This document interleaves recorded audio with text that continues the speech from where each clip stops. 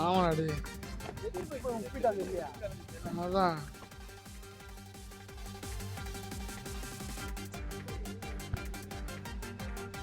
கடலூர் அருகே கடலில் அடித்து செல்லப்பட்ட மாடு 7 நாட்களாகியும் மீட்க முடியாமல் மீனவர்கள் போராடிக் கொண்டுள்ளனர். இதுகுறித்த கூடுதல் விவரங்களை செய்தியாளர் விவேக்குமார் வழங்க கேட்கலாம். விவேக்குமார், தொடர்பான விவரங்களை பதிவு பண்ணுங்க. வணக்கம் மோகன்ராஜ். கடலூர்ல இருக்கக்கூடிய தாழங்குடா மீனவ கிராமத்தில இருந்து மீனவர்கள் மாறி உள்ளிட்ட மீனவர்கள் இன்று கடலுக்கு மீன் பிடிக்க சென்றனர். அப்பொழுது அவர்கள், அதாவது கடலூர் தாழங்குடா பகுதியிலிருந்து கிட்டத்தட்ட 9 நாட்டிகள் மைல் தூரத்துல மாடு ஒன்று உயிருக்கு போராடி கொண்டிருந்துள்ளது. அந்த மாட்டினை மீனவர்கள் தற்போது போராட முயற்சியில ஈடுபட்டுள்ளனர்.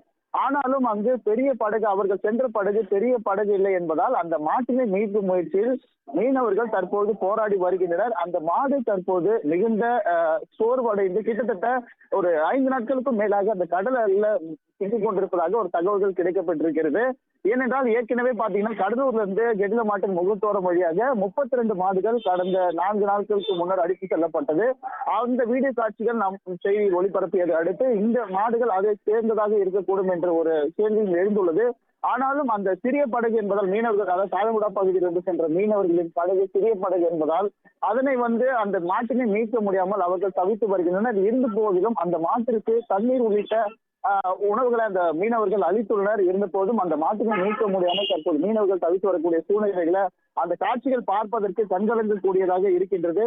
எனவே உடனடியாக அதனை மீட்க வேண்டும் என்ற மீனவர்கள் கோரிக்கை வைத்து வரக்கூடிய சூழ்நிலையில அந்த வீடியோ காட்சிகள் தற்போது பார்ப்பதற்கு பெரும் சோகத்தை ஏற்படுத்தக்கூடிய காட்சிகளாக உள்ளது. மோகன்ராஜ், விவரங்களுக்கு நன்றி விவேக்குமார்.